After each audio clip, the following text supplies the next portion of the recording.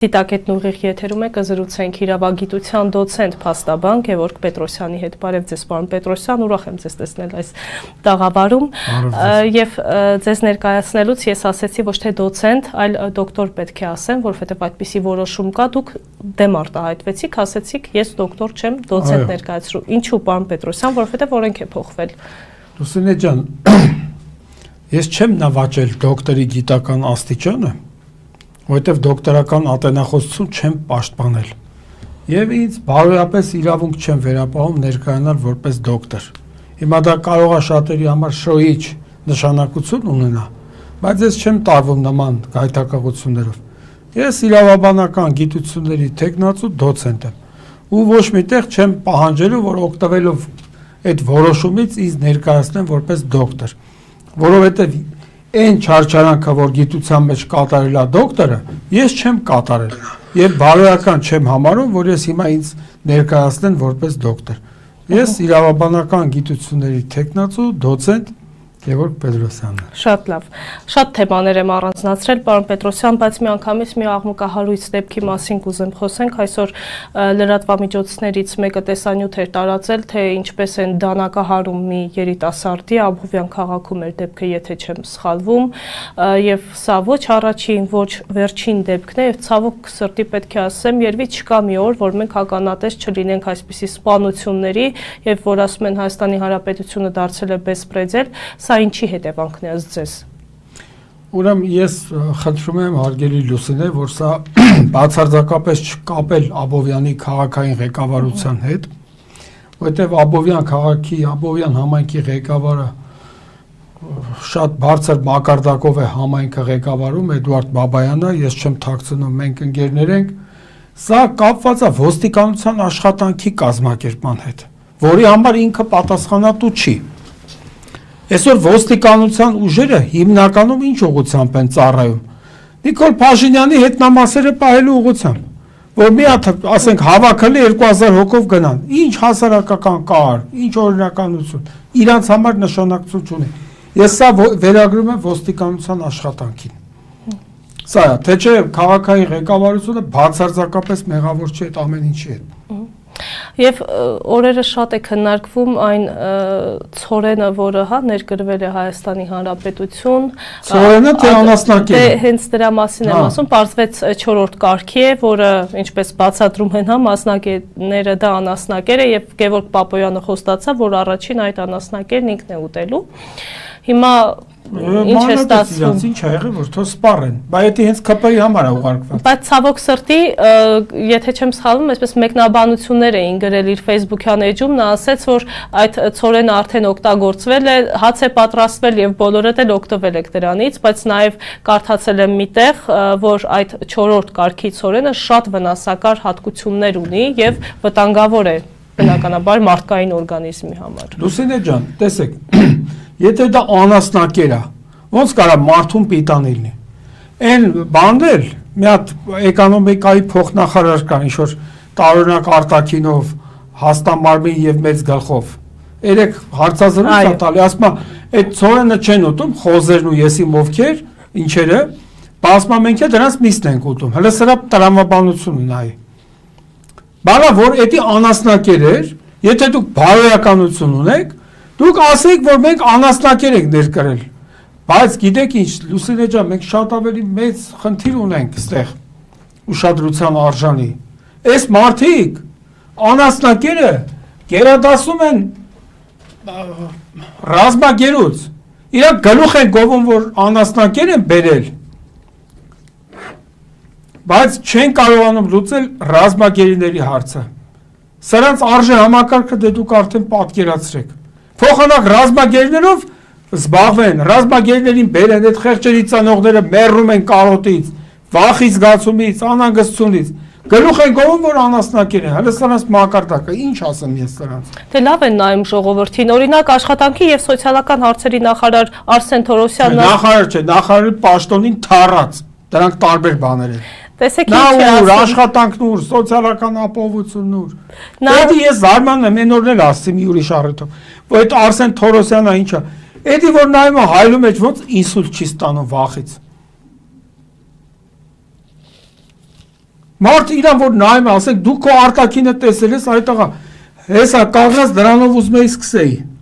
Պարոն Պետրոսյան, թույլ կտակ հարցս ավարտեմ։ Հարցը ավարտեմ։ Նա ասում է, որ Հայաստանի Հանրապետության պատմության մեջ ունենք աղքատության եւ ծայրահեղ աղքատության ամենացածր ցուցանիշները։ Կոպիտ արտահայտվեմ, թե ոնց, հարգելով ձեզ չեմ կարող ինձ թույլ տամեն ինչ որ ես կարող։ Եթերային խնդրում եմ։ То ստի արա։ Հա։ Ես ասեմ ինքը իրան որ նայում է հայլու մեջ, վախից ինսուլտ չի ստանում, որ ինքը հզոր տղա է։ Հիմի սրան։ Ուրեմն ասում եմ կմասնակցի իրավունք ներառում կայունություն եւ հզորացում խորագրով միջազգային նախարարական համաժողովին։ Արա դու ո՞ր մի բանի հետ կապ ունես։ Դու իրավունքից խաբար ես։ Հիմա ես քեզ հարցնեմ աշխատանքի եւ սոցիալական հարցերի նախարարության գործունեությունը ո՞ր նորմատիվ իրավական ակտերով է կարգավորվում, եթե պատասխանի ես գեդի նմտնեմ։ Դու ինչ կապ ունես այդ ոլորտի հետ, արա։ Հերիքա որ կապ չունեցող մարդկանց Լուսինե ջան, տանեն, հանեն, դնեն իրանց այդ բացարձակ առողջություն չունեցող կարգավիճակներում, սա է պետությունը կործանելու ճանապարհը, որը ընտրվել է իրանց կողմից։ Ինչ կապ ունես դու կայունության հետ, այ անկայուն զանգված։ Քանի կար բաներ, ինչ էր, առողջապահության նախարար վարի տվեց այդ ոլորտը, կորոնավիրուսի մահաբեր նախարարը, հետո բան, հզորացում, արա դու ուր, հզորանալուր։ Ախր հասկանում եք, սրանց արդեն վերջն է, սրանց իրանք կործանվել են, Լուսինե ջան։ Նիկոլը իր փրչա-քրչախմբով այլևս կործանված ֆիգուրա։ Խնդրեմ։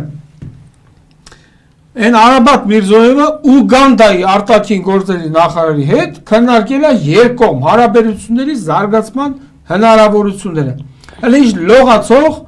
ինչ-որ Ուգանդանուր Հայաստանի Ուգանդայի հետ ինչ գործ ունես, արա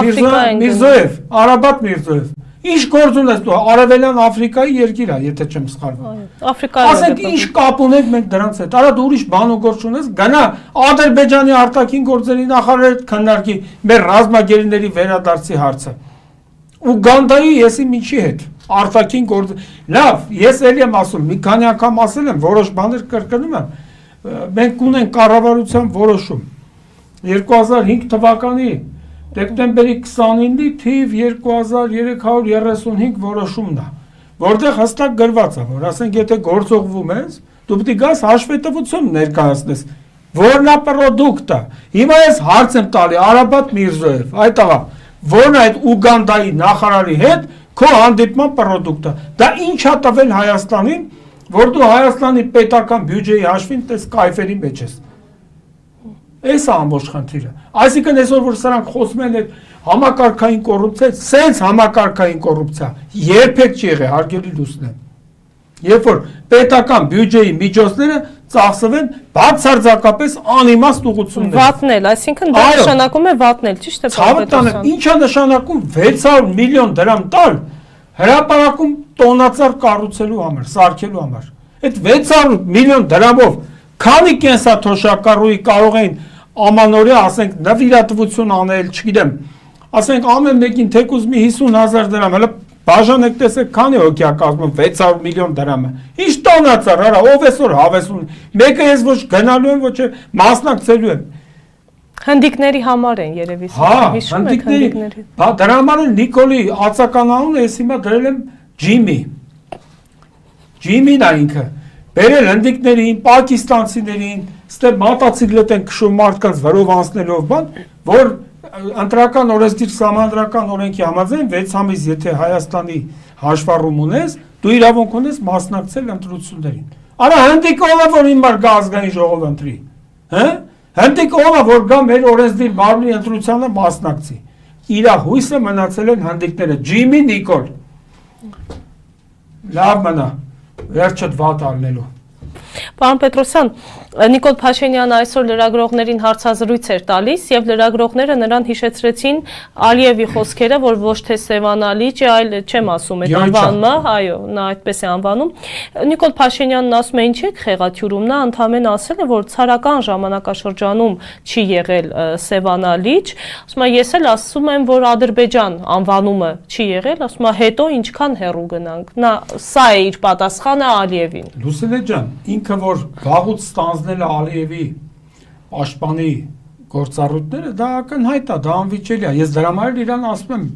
Ադրբեջանի արտակարգ եւ լիազոր դեսպան Հայաստանում։ Նա ոչ թե Հայաստանի վարչապետն է, այլ Ադրբեջանի արտակարգ եւ լիազոր դեսպանը Հայաստանում։ Եվ ինքը եւ իր քրչափրչախումբը, քաղաքական պատուհասների կլուբը ամեն ինչ անում են, փաստաբանություն են անում Ալիևի համար Հայաստանում։ Ի վնաս Հայաստանի շահերի։ Հիմա ալես սրան։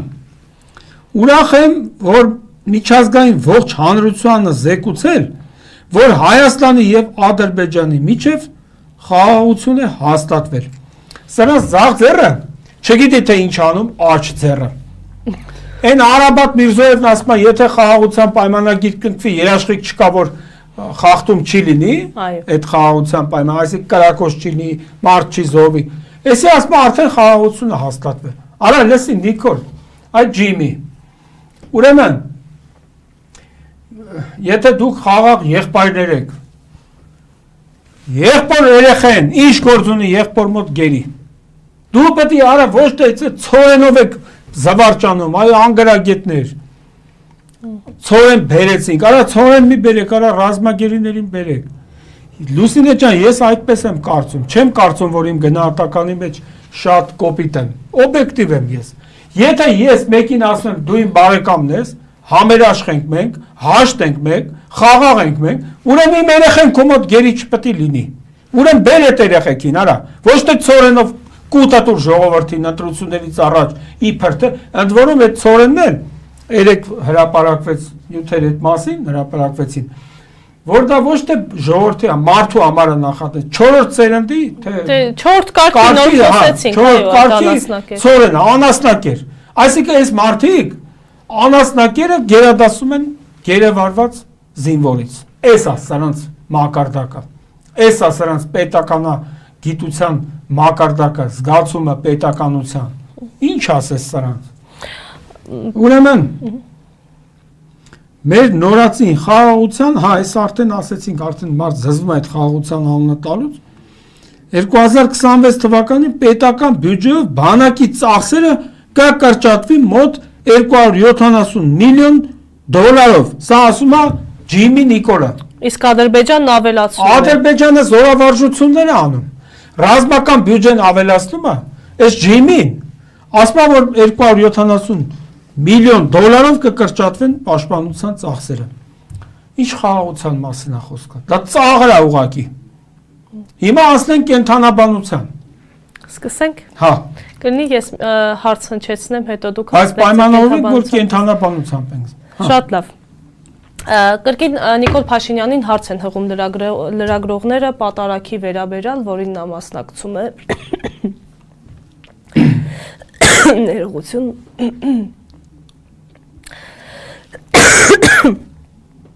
Ամերտ մատ կարգին հազապրծի ինչ ես զում։ Դուք զբաղվեք կենթանաբանությամբ, ներողություն եմ խնդրում մինչև ես։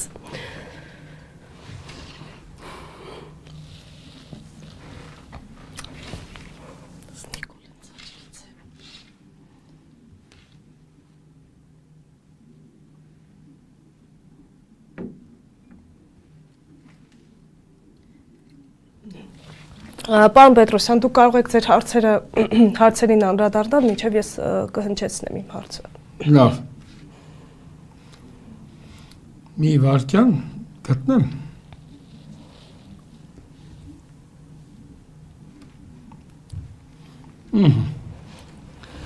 Են բանը ադրբեջանական կողմը, այդ Արաբատ Միրզոևն ասում, առաջ է քաշում որոշակի նախապայմաններ, մենք չենք կիսում այդ օրակարգը։ Հիմա լավ, Լուսինե ջան, ասենք կարելի է ժողովրդին այդքան էշի տեղ դնել։ Այս բանը Նիկոլ Փաշինը կամ որ նույնա Ջիմին սա ասում է որ մենք խաղաղություն ունենք արդեն ու ասում է այսօր լրացավ մի քանի օր առաջ մեր խաղաղության մի ամիս 22 օրը հաղիությունն է ինչա հաշվում է սարա դուրա խաղաղություն ես էլ եմ ասում Լուսինե ես մի կարծիք ունեմ որը անբեկանելի է թող մեկը գա իմ հետ վիճի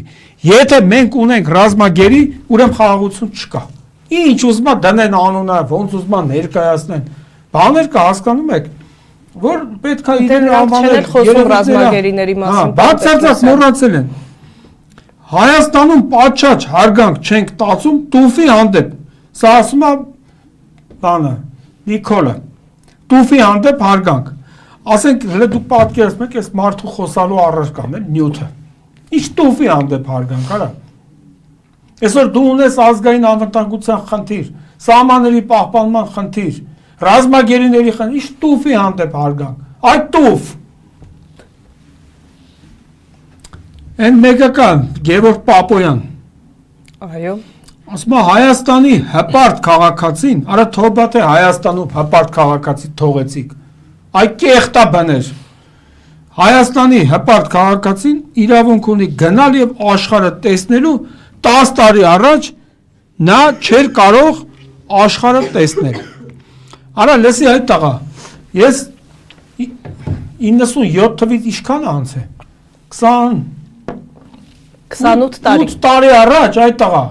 ես Ամերիկան եմ տեսել Իսպանիան եմ տեսել Ֆրանսիան եմ տեսել Հոլանդիան եմ տեսել այդ ոչ չէի կարող իսկ այսօրվա որ գիտնականն է պետական բյուջե սա դուք եք շռայլում պետական բյուջեն մասխում սա որը այս ինչը հանդիպում ունեցի այն ինչ է արա ուրա դրա պրոդուկտը Ինչով է այդ հանդիպումը, որը պետական օգուտ բերել Հայաստանի Հանրապետությանի վերջում։ Ես ասեմ, եթե ես վաղը միսօր հայտնվեմ ազգային ժողովում, իմ առաջին օրենսդրական նախաձեռնությունը, ես նաև իմ Facebook-յան էջում եմ գրել այդ մասին, առաջինը լինելու անգարագետներին ընտրական իրավունքից զրկելը, որովհետև տգետը իրավունք չունի որոշել գիտունի ճակատագիրը։ Մարդկանց հավասարության սկզբունքն է խախտվում, պարոն Պետրոսյան, այդպիսի բաներ կարող են ասել, քանի որ բոլոր մարդիկ հավասար են։ Բոլոր մարդիկ հավասար չեն։ Չէ, հավասար չեն։ Իհարկե ոչ։ Ովքեր ինձ ծառայություն ունեն պետության առաջ, այդքանով են չափելի։ Անգրագետ մարդը, որը այբուբենը չի կարասի, ինչով է ինձ ու քեզ հավասար։ Հա՞։ Այդ է արդարությունը։ Գիտեք, ես իրավաբան եմ մասնագիտությամբ։ Բայց եթե ինձ հարցնեն, որ իրար հետ եթե մրցակցեն արդարությունն ու իրավունքը, դուք որին առաջնայնություն կտաք, ես կասեմ արդարությանը, կապ չունի, որ ես իրավաբան եմ, գիտեք խի, որովհետև եթե արդարությամբ համեմված չէ իրավունքը, դա չարիք է, իրավունքի մեջ պետք է ներդրված լինի արդարությունը, իսկ արդար չի, որ դեբիլը որոշի գիտունի ճակատագիրը, Մի մարդ, որ կանգնի ասի, մի կին, գետինը մտնես դու, չեմ ուզում շատ կոպիտ արտահայտվել, հարգելով ձեզ և ձեր եթերը, որ ասի ես, տղուն կորցրել է 44 օրյա պատերազմում, կայնում ասում է, երեկ էլ այդ մասին խոսեցի ես, մեկ այլ հեռուստա տաղավարում, ասում է, որ ես կարևորը Նիկոլին, քեզ կթա, հələ սրան նայեք, մարդիկ ջայել զույգեր, քանի տարի պսակվում են, երեխա չեն ունենում, սա իր երեխուն տարե կորցրել է անդե, ասում ես ուրախ եմ, որ քեզ կթա։ Սրա նմանը ինչ գործ ունի ընտրության մասնակցի։ Պարոն Պետրոսյան, Ուլիկներ ասեմ, իր բանը, հապավումը։ Ուսապարկերին լկտիացրած իր համապաշտ կապիտուլյանտ։ Ուլիկ, հիմա ես որ ասեմ, Նիկոլա Ուլիկա, դուք պատկերացրեք արդեն հապավում։ Պարոն Պետրոսյան, ես ես հարց ունեմ։ Հələ կներեք, մի բան էլ ասեմ, ու խոնարհաբար կլսեմ։ Այն Ալիս Էմինը, գիտեք, ես դրան դասավանդել եմ։ Հələ ինչ ասում։ Մեր իշխանության համար կրթությունը եղել եւ մնում է առաջնահերթություն։ Վստահ ենք, որ առանց որակյալ կրթության անհնար է կառուցել բարեկեցիկ եւ անվտանգ Հայաստան։ Արա բա դու ինչ գործ ունես այդ կարգավիճակում։ Դու լավ գիտես, ես քո ունակությունները ոնց գիտեմ։ Ձերս դողալով մի հատ 3 եմ նշանակե։ Չնշանակեիք, պարոն Պետրոսյան։ Կոտրը ինչ ասեմ։ Ուրեմն ով է սա որ կրթությունից խոսած, կամ քո ղեկավարը որը համալսարան չի կարացել ավարտի եւ ըստ շրջանառվող լուրերի Ջիմի Նիկոլին բանը դիպլոմ են տվել վարչապետ դառնալուց հետո։ Այո, դե ըստ շրջանառվող լուրերի, ես կոնկրետ փաստ չեմ ասում, ըստ շրջանառ կամ ասենք Նիկոլ, դու գալստուկ ես կապում, կասումը թաքնում, նկարվում ես գլխարկը մոռանում եք ինչ գլխարկներ է դնում։ Քանի կար թուրքի փափախ էր կրում, հիմա էլ իտալացու ցիլինդր է կրում։ Իբր քաղաքակրթվել։ Ես Վրաստանի շուկաներում եմ շատ տեսել այդ գլխարկներիցի դեպ։ Բան, ի՞նչ է նշանակը։ Լավա զուգարան էթալը չի նկարում։ Տեղաշոր էթալը թող նկարի, չնայած որ նկարի խայտարակ կլինի, որովհետև ինքը հաստատ տեղաշորում հաղթող չի։ Պարոն Պետրոսյան, ուրեմն պատարագի հետ կապված այն կարգալույց քահանաների պատարագներին, երբ գնում են մասնակցելու ՔՊԱ-ականները Նիկոլ Փաշինյանի գլխավորությամբ, լրագրողներից մեկը հարցնում է, որ չի կարելի պատարագի ժամանակ ծափահարություններ հնչեցնել, ամեն դեպքում եկեղեցին, այո, ծափահարություններ, ասում է պատարագի մասնակիցը ինքն է որոշում, կարող է պատարագի ժամանակ ծափահարել, թե ոչ։ Դե պատարագի ժամանակ մի հատ ինքը թող որոշի շալվարը իջցնի ներքև մինչև վերջ, որ տենց է։ Եթե այդ տրամաբանություն, արա լավ դուր, պատարագ դուր, այդ տղա Նիկոլ, Ջիմի, լսի, խելոք մնա, շարդ քաշի։ Ես անցյալ ելույթի ժամանակ իրան բան է արել։ Ձոնել է ելի նորից ակրոստիկոս, փինաչի, չափը ճանաչի։ Եվ նա ասաց, որ Մայրաթորում եւս գնալու է պատարագ լսելու, ներկա գտնվելու պատարագին, եւ տեսեք ինչ է ասել, երբ որ բավարար չափով մաքրված կզգամինց կգնա Մայրաթոր պատարագի մասնակցելու։ Ինքնախոստովանական ցուցմունք, այսինքն ինքը ընդունում է, որ ինքը կեղտ է պարունակում։ Բավարար չափով մաքուր չի։ Բայց մենք հասկանում ենք, որ այլ տողատակեր կան այս խոսքերի մեջ, պարոն Պետրոսյան։ Ես չգիտեմ ինչ տողատակեր կան, բայց սա ինքնախոստովանական ցուցմունք է առայն, որ ինքը ընդունում է, որ ինքը կեղտի կարող է։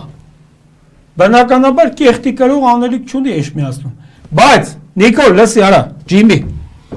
պայմանավորում ենք սենց։ Ես կգամ կմասնակցեմ այդ հավաքին, եթե դու գնաս։ Բայց պայմանով, որ ոստիկան չլինի այնտեղ։ Ոչ թե որ ես ոստիկաններից վախենում, ես 100 անգամ ասել եմ, վախենում եմ գեշ աղջիկներից, ինքնաթիռից, ատամնաբուժից, մեկ էլ հոսանքից։ Հա, 4-ը նոր է ավելացել։ Այդ նոր է, այդ շուտվանից է, բայց նոր եմ ասում, հա։ Ուրիշ բանից չեմ վախում, ոստիկան, ինչ ուզում ալի։ Ես հարգում եմ իրանց ծառայությունը, եթե իրանք հավատարիմ են իրենց տրված երդմանը։ Բայց պայմանով գալիս եմ քո հետ պատարագի։ Եթե ոչ մի ոստիկան, Լուսինե ջան, դուք որտե՞ք եք տեսել, որ ոստիկանները այդքան ավելի մեծամասնություն կազմեն պատարագի մասնակիցների մեջ, քան մյուս քաղաքացիները։ Այդպես բան որտե՞ք եք տեսել։ Նիկոլի Հայաստանում։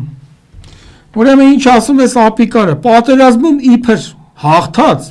ես էլ կպնում եմ նախկին նախագահներին մեր։ Իբր Ղարաբաղը վախը մասի Արցախ, որովհետև Ալիևը այնպես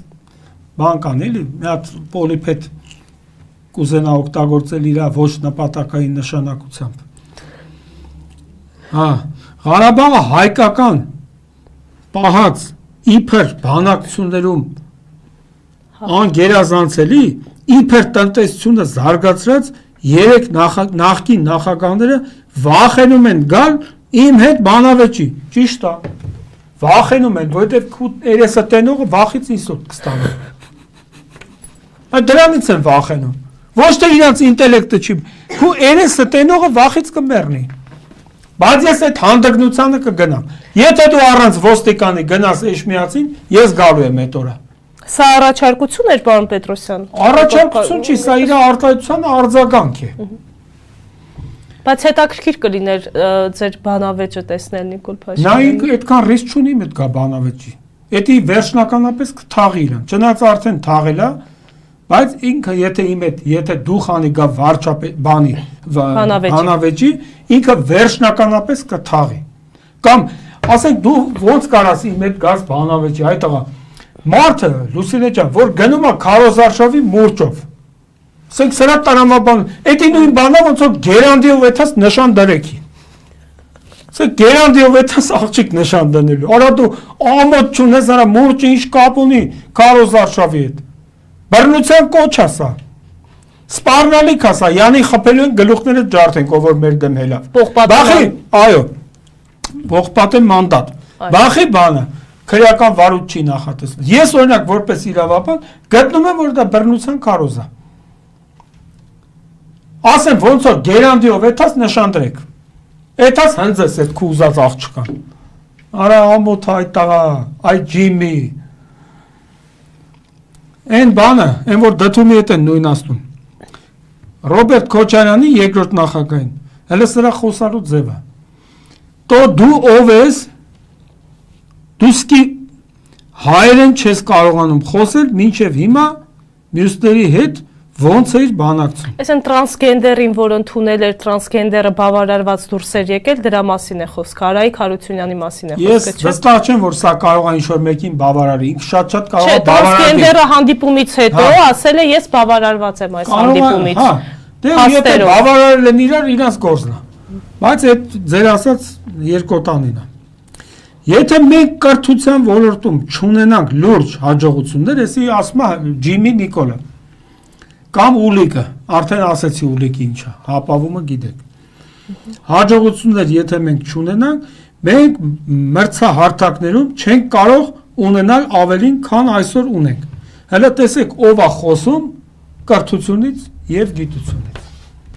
Էդի նույն բանն է, նորից եմ ասում, ոնց որ ես ելն եմ խոսամ բալետ պարելուց։ Ասենք ես դուք կամ գեղասահքից, դուք պատկերացնում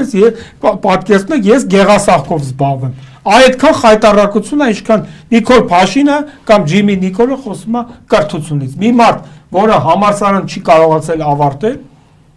խոսում է կրթությունից։ Բայց կներեք, հարգելի լուսներ, կրթությունից խոսացողը, այսօր համալսարան, ես անուն ազգանունով կարամ ասեմ, բոլոր երիտասարդ, ընդդիմախոս, դասախոսներին ազատել են աշխատանքից եւ ձեր խոնարհ ծառան նաեւ այդ շարքերի քաղաքական հայացքների համար։ Հիմա դու այսօր գեդինը չես մտնում Ջիմի, հելենես խոսում ես կրթությունից։ Ինչ կրթություն արա դու կրթասպան վարչապետ ես։ Բայց ինչ եք այդպես ասում, նրա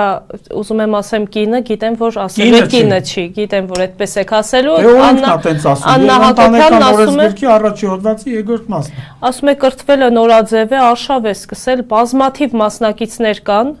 գնում են կրթվելու,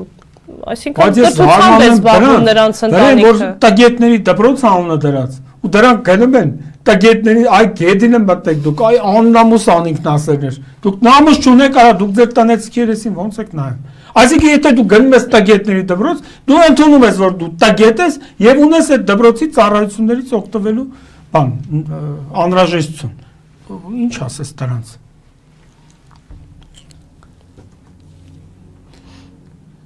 Ինչա ասում են բանը, այնա Ռուբինյանը ինչա։ Սրբագույն կառույցը փռես Քոչարյանի ու ռուսաստանցի բիզնեսմենի Սամվել Կարապետյանի նկատի ունի։ Արա բաում առաջ փռեն, նախետին մենք չենք փռում։ Բայց ասենք դու вообще այս երկրի համար ինչ ես արել։ Դու արդեն քանի տարի ազգային ժողովի փոխնախագահ ես ոչ բարով։ Մի հատ օրինակից ներկայացրել ես արա Ռուբինյան Ռուբեն, հա? Թե հորդ ազգանունը շալակած քեզ լավ ես զգում։ Դու ես երկրի համար ինչ ես արել տա որ հենց ես կապել ես երկրորդ, երրորդ նախագահներին, Սամվել Կարապետյանին։ Դու Սամվել Կարապետյանի դուրը կարա ծեծեիր մտներ մոտ, հա? Այսօր այդ մարդը նեղության մեջ է։ Քաշ ով ինչ ուզում ասում է։ Ու մտքում ինչ ասում է, ասում է։ Նիկոլին կամ երեք այն բանը Նիկոլը որ ազգային ժողովում բաներ ճեպազրույց էր տալի։ Դուք այդ Ալեն Սիմոնյանի վիճակը տեսաք։ Երջանիկ դեմքը նկատի ունեք։ Հա։ Կայնելա հետևը, ասենց շփտալով, ոնց որ ախրանիկն էլի։ Արա մեկն էլի քեզ պաշտպանի, արա դու, ասենք անմոտ չես անում, գիտեք ինչ, հարգելի։ Կարևորը երջանիկ էր իրենց։ Հա երջանիկը, որտեվ այսօր ինքը իր բախտը վազանցել է իր իրական վիճակին։ Ինքը ապրում է այնպիսի կյանքով, ինքը կյանքում չէր կարա մտածեր, որ կա ազգային ժողովում հայտնվի։ Մի օր խեղճացած հանդիպեց ինձ, երբ որ ես ընտրվել էի падգամավոր, ինքը չէր ընտրվել, ասի Ալեն, ես ինչի սենց եղավ։ Թե բա, դե եսի բան սենց։ Այնա կյանքում չէր մտածի, որ ազգային ժողովի էներ նախագահ կլինի, բայց առանց ամաչելու, մոռանալով Սահմանադրության 88-րդ հոդվածի 3-րդ մասը, համաձայն որի ազգային ժողովն է վերահսկողություն իրականացնում գործադիր իշխանության նկատմամբ, գնաց է ախրանիկի պես կայնելա Նիկոլի հետևը, թքեմ երեսիդ, այդքան բան։ Մի հատ ինձ խիչ է էդի դատի տալի։ Գիտեք, Ալեն Սիմոնյանը հայտնի է նրանով, որ բոլորին դատի է տալիս անխտիր ճիշտ է ասում։ Ինձ դատի տա։ Որովհետև ինչքան լրագրող կամ իր մասին որևէ իր քիմքին ոչ հաճելի արտահայտություն է անում, դատի է տալիս, ասում եք ինչ է արել Ռուբեն Ռուբինյանը, Սերդար Քլչի հետ է բանակցել, թուրք ներկայացուցիչ չէ, հայ-թուրքական այդ հանձնաժողով են բացել, նրա հետ է բանակցում, դա քիչ բան է, պարոն Պետրոսյան։ Բայց ի՞նչ է բանակցել։ Չգիտեմ ինչ, բայց ամեն դեպքում բանակցությունը բանական արդյունք, հարգելիս։ Ինքը ինչ արդյունք է այդ, եթե իհարկե բանակցել է, ոչ թե գնաց է դեմը կզել է։ Ինչ արդյունք։ Մի հատ խնդրում եմ ասեք, դուք շատ գրագետ իրազեկ մարդ եք։ Դրական արդյունք ես երբևէ դերևս չեմ նկատել, բայց ասում են հեսա շուտով հայ-թուրքական սահմանը բացվելու է, երևի ու անասնակեր բերեն, ճիշտ է։ Լուսինե ջան, իմ համար հարգելիս չափանիշ է հեսա խաղաղության։ Մեր ռազմագերիների վերադարձը։ Չկա էդի, չկա խաղաղություն։ Ինչ անասնակեր, ինչ ծորեն, արա։ Մենք երբ ենք ծորենի պակաս ունեցել։ Արցախից էր գալիս մեր ծորենի պաշարների մեծ մասը ժամանակին։ Մենք դրա պակասը չենք ունեցել երբեք։ Հիմա իմ համար նորից եմ ասում։ Էլի առիթներ կլինեն ասելու։ Խաղաղության չափանիշը, եթե իսկապես խաղաղությունը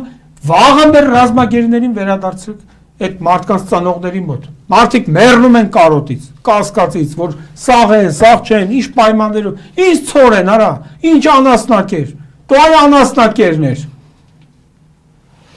Պարոն Պետրոսյան, Դավիթ Համբարձումյանի վերաբերյալ կուզեմ նաև խոսենք, տեսակ նա Ռուսաստանի Դաշնությունում էր գտնվում, այդ ժամանակ որոշում կայացվեց, որ նա պետք է 6 տարի 3 ամիս պատիժ կրի եւ ԿՊԱ-կանները մտածում էին, որ նա չի վերադառնալու Հայաստանի Հանրապետություն, բայց Դավիթ Համբարձումյանը եկավ եւ անմիջապես օդանավից նրան տարան իր պատիժը կրելու։ Այսօր էլ Նիկոլ Փաշինյանը ուզում եմ կապել իրար հետ այս հարցերը, ասեց, որ ընդդիմադիրներին չեն գաղտնալսում։ Գաղտնալսում են նրանց, ում օրենքով սահմանված է գաղտնալսել։ Հիմա կխնդրեմ այս երկուսը կապենք իրար եւ ինչու է ամեն ինչ հենց ընդդիմադիրների շուրջ պտտվում։ ԿՊԱ-կանները այդքան մաքրամաքուր են։ Ուրեմն Դավիթ Համբարձումյանը իմ ընկերն է, ես չեմ թաքցնում, ես ճիշտ ասում, ինքը կարգին տղայա, հայրենասեր տղայա, ժողովրդի կողմից ընդունված մարդ է, եւ տեսեք,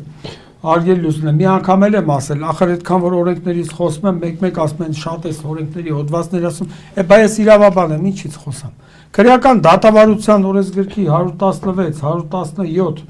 եւ 118-րդ հոդվածները հստակ թվարկում են,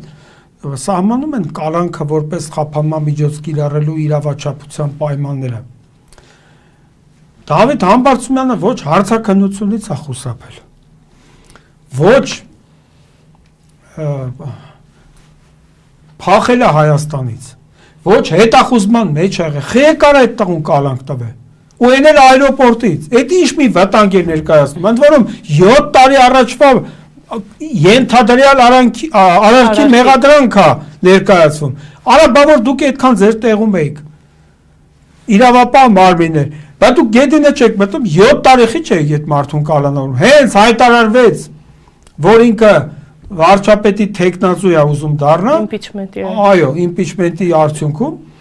դրա համար իրան կալանավորեցին, այս ամբողջ խնդիրը, այսինքն Հայաստանում իրականացվում է ընտրանքային արդարադատություն, ընտրանքային նախաքննություն, ընտրանքային հետաքննություն եւ ի վերջում ընտրանքային դատավճիռ։ Իսկ այս գաղտնալսումների հետ կապված, պարոն Պետրոսյան, գաղտնալսում օրենքով թույլատրելի է, բայց դա թույլատրելի է ոչ թե ցանկացած դեպքում եւ միայն ընդդիմախոսների նկատմամբ, այլ այն դեպքերում, երբ որ նախատեսված են քրեական դատավարության օրենսգրքով եւ օպերատիվ հետախուզական գործունեության մասին մենք ունենք օրենք 2007 թվականի հոկտեմբերի 22-ի օրենքն է, որի 4-րդ հոդվածը սահմանում է օպերատիվ հետախուզական գործունեության նպատակները։ Այդ 4-րդ հոդվածը ունի 17 կետ, որտեղ ոչ մի կետով հիմնավորված չի, ոչ Դավիթ Համբարձումյանի, ոչ Սամվել Կարապետյանի կալանավորումները, ոչ մի կետի մեջ չի մտնում 17 կետից։ Իսկ քրեական օրենսգրքի 478 հոդվածը քրեական պատասխանատվություն է նախատեսում ապօրինի ձերբակալման եւ կալանավորման համար։ Իսկ 480 հոդվածը քրեական օրենսգրքի պատասխանատվություն է նախատեսում ակնհայտ անմեղ անձին քրեական պատասխանատվության ենթարկելու համար։ Այսինքն արդեն դատավորներին է դա վերաբերում, ճիշտ եմ հասկանում։ Այո, այս բոլորը, այս քրչավարչա խմբի ենթակա, այն որ ասում էր վնգստացող դատավորներ, իրա օրոք ամենաշատ վնգստացող դատավորներն են։ Ես իմ օրինակով էլ կարամ ասեմ, որ չասեն լսելա ասում է։ Իմ օրինակով էլ կարամ ասեմ։ Ավելի բաց խոսենք, պարոն Պետրոսյան, կարող Չեմ սիրում ես իմ անձնական խնդիրները։ Բայց եթե կա օրինակը նախադեպը կա, ես կյանքում բանսարկությամբ չեմ զբաղվել։ Ո՞ր գործի մասին է խոսքը, որ Իմ աշխատանքային վեճի մասին է խոսքը, որ ինձ համալսարանից ազատել են, Լուսինե ջան։ Ես չեմ սիրել ինձ ներկայացնել, բայց իրականությունը դա է։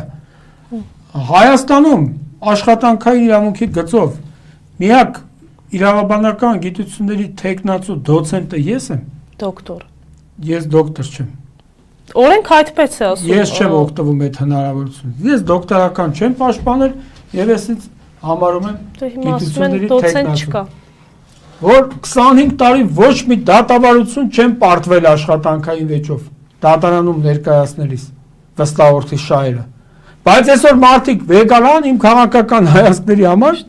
ինձ համալսարանից հանեցին։ Հիմա այդ վճռապետ դատարանի դատավոր կոչեցյալ Հովսեփյան Նայիրան, որը մի հրաշալի տղու մայր է,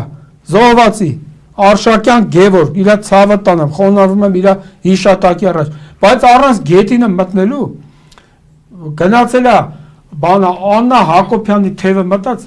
բերանը բացած խնդում, դու գետինը չես մտնում։ Այս բառերը էլի ասե, դրա համար վեգալը գործես, բեկանը ղրգել է առաջին ակցիան։ Հələ սրանց մակարդակը նայեք դուք։ Այսինքն սրանք ոչ թե արդարադատություն են իրականացնում հանուն Հայաստանի, ես նոր էլ ասացի, չէ, վճռի մեջ ինչ է գրվում։ Վճիռ հանուն Հայաստանի Հանրապետության։ Սրանք հանուն Հայաստանի չեն կայացնում, հանուն սեփական ամբիցիաների են կայացնում։ Այս է մեր արդարադատության գործակատարներից շատերի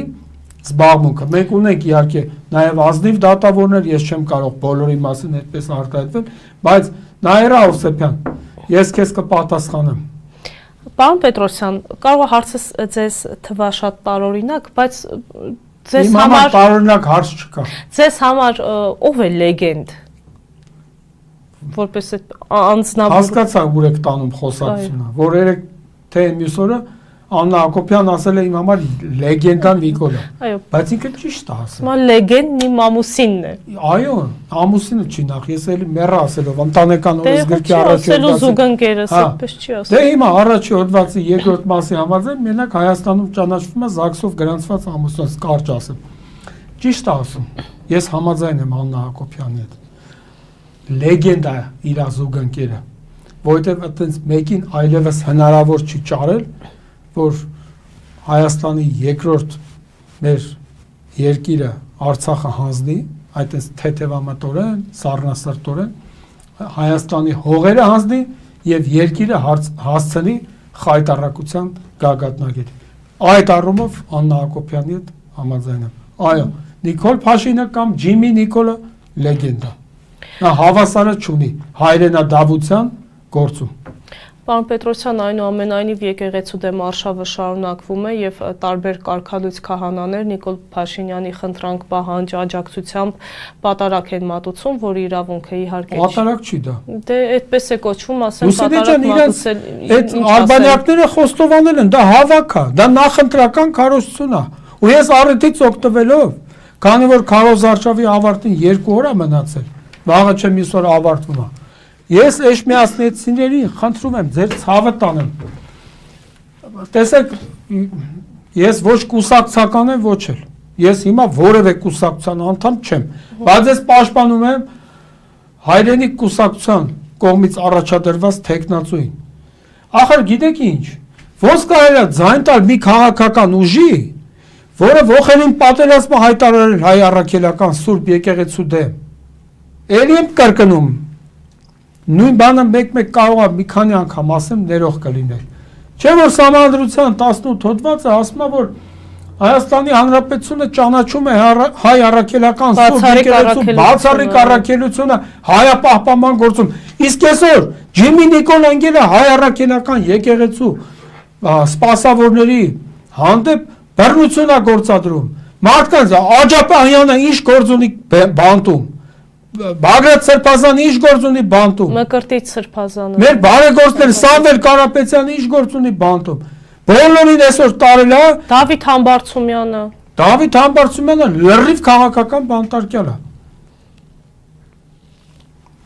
Հասկանում եք։ Ընտրություններից էիք խոսում Էջմիածնի Ես ուզում եմ ասել, խնդրում եմ Էջմիածնեցիներին, ձեր ցավը տանում։ Դուք մեր հոգևոր մայրաքաղաքի քաղաքացիներն եք։ Ձայն չտակ նրանց, ովքեր պատերազմ են հայտարարել եկեղեցուն։ Ասում եմ վերջին հենասյունն է մնացել Լուսինե ջան եկեղեցին։ Ընտանիքը կործանեցին, բանակը վարի տվեցին, մնացել է եկեղեցին։ Էջմիածնեցիներ, ձեր ցավը տանեմ։ Պետք է փրկեք դուք։ Եվ ձեր ձայնը ես խնդրում եմ, որ տակ, դուք եք որոշողը, բայց ես խնդրում եմ ձեր ձայնը տալ հայրենի կուսակցության կողմից առաջադրված տեխնացու Խաչիկ Մանուկյանին։ Վերադառնալով իմ հարցին, պարոն Պետրոսյան, շատերը ասում են, որ Նիկոլ Փաշինյանը գնալու է այն ուղով, որ փորձում է ստեղծել հակաթոռ կաթողիկոսություն։ Ըստ ձեզ դա նրա մոտ կստացվի եւ կկարողանա այդ քայլին գնալ, որովհետեւ մի քանի հոգեվորականներ կարծես թե ուղի են բռնել դեպի Նիկոլ Փաշինյան, նրա կողմն են անցել։ Ուրեմն ես այդտեղ հոգեվորական չեմ տեսնում։ Նախ Նիկոլ Փաշինյանը Ջիմին մի հատ իր քայլ ասի, որը դա մեր ասենք հավատքի, մեր առաքելական սուրբ եկեղեցու փիլիսոփայության շրջանակներում է։ Թող ասեն, ես էլ ասեմ ներողություն եմ խնդրում։ Այսօր Նիկոլ Փաշինյանի հույսը գիտեք որն է։ Հնդիկները։ Պակիստանցիները ընտրական օրենսգիր սահմանադրական օրենքում փոփոխություն արեցին, ավելի ճիշտ լրացում արեցին, որ ընտրություններին կարողանան մասնակցել 6 ամիս Հայաստանում գրանցում ունեցող օտարերկրացիները։ Այսինքն այսօր Արցախի բնակչության մեծ մասը, որ մեր հայերն են, մեր եղբայրներն են, մեր քույրերն են, մեր ծնողներն են, իրանք շատերը իրավունք չունեն Հայաստանում ընտրությունների մասնակցելու։ Իսկ հնդիկն ու պակիստանցին, որը մոտոցիկլետա գանյա տանում, այսօր 6 ամիս Հայաստանում մնա, դե պարզ չէ դրանք իրաց ձեները ում են գնալու տան։ Հələ բանը Ջիմի Նիկոլի հույսը ովքեր են մնացել։ Արամոտ հայտաղա հել գնա։ Այսինքն ինչ է նշանակում 26 թվականին Նիկոլ Փաշինյանը կրկին հաղթանակ է տանելու։ Ոչ, ինքը չի հաղթելու։ Բայց ինչ է լինելու, պարոն Պետրոսյան։ Ինքը խայտարակվել է, մենակ ես մեր ընդդիմադիր, ես այդ բառը չեմ սիրում, դաշտբալ այդ ֆուտբոլինն է, դաշտալուն, բասկետբոլինն է, թենիսին է ասել։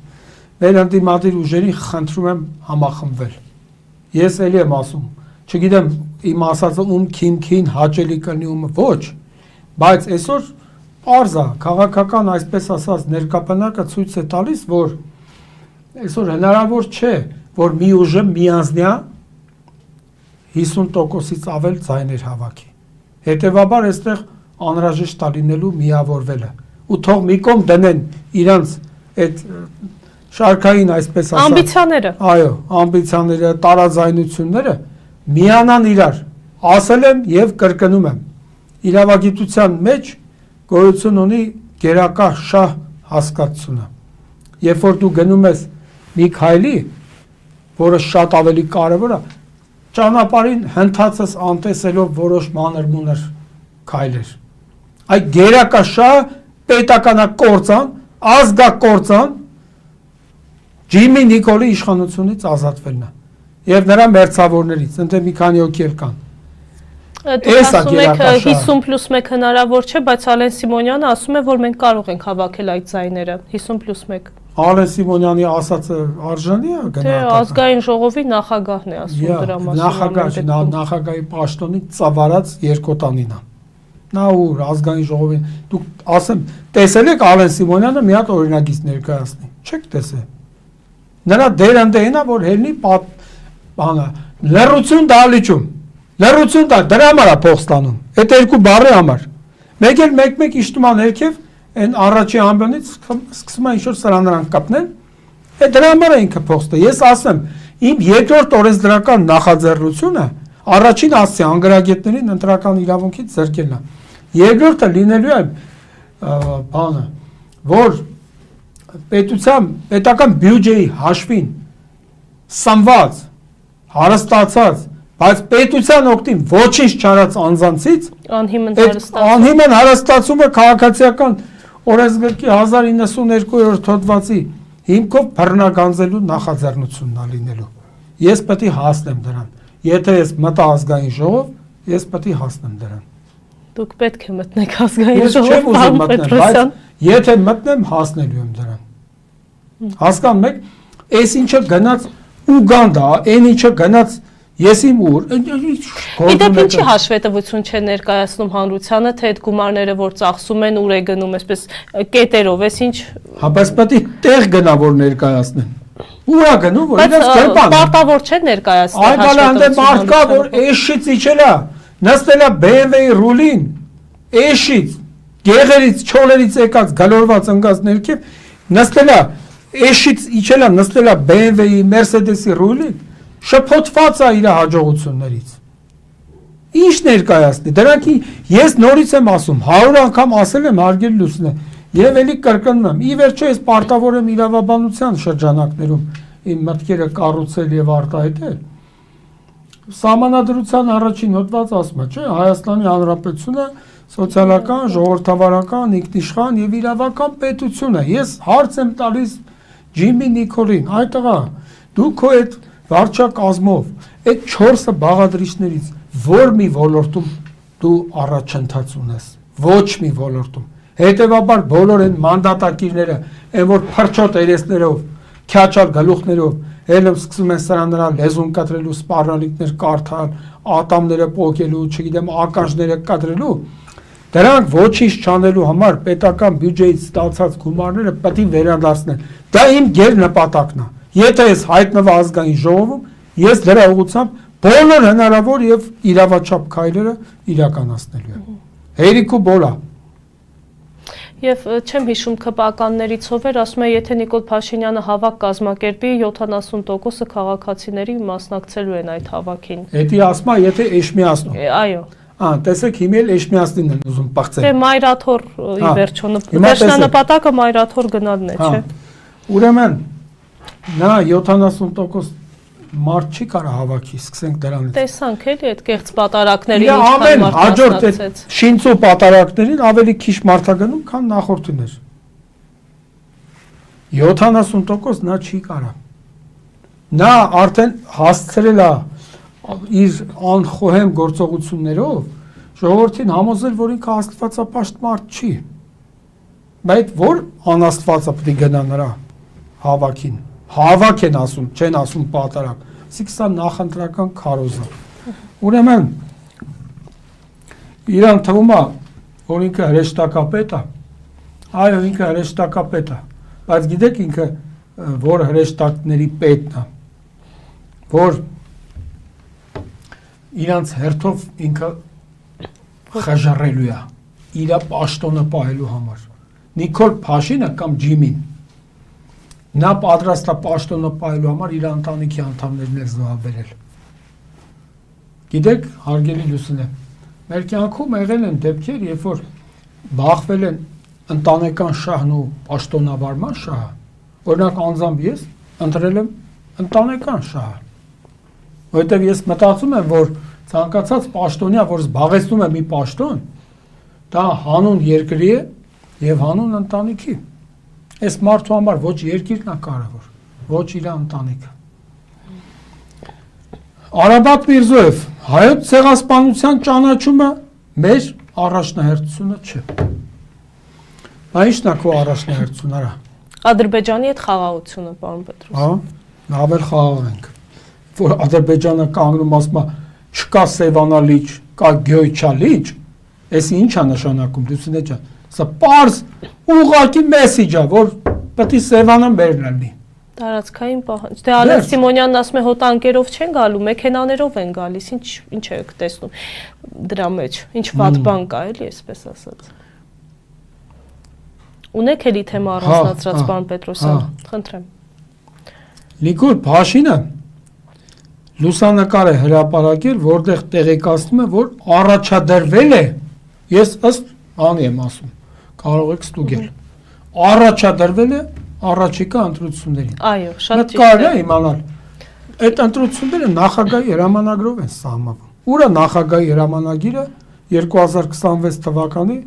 ազգային ժողովի ընտրությունները նշանակել։ Վահագն Խաչատուրյանն է, չէ՞, մեր նախագահը, եթե չեմ դիսպեչերը, հա։ սխալվում։ Հա, ուր է դրա հրամանագիրը։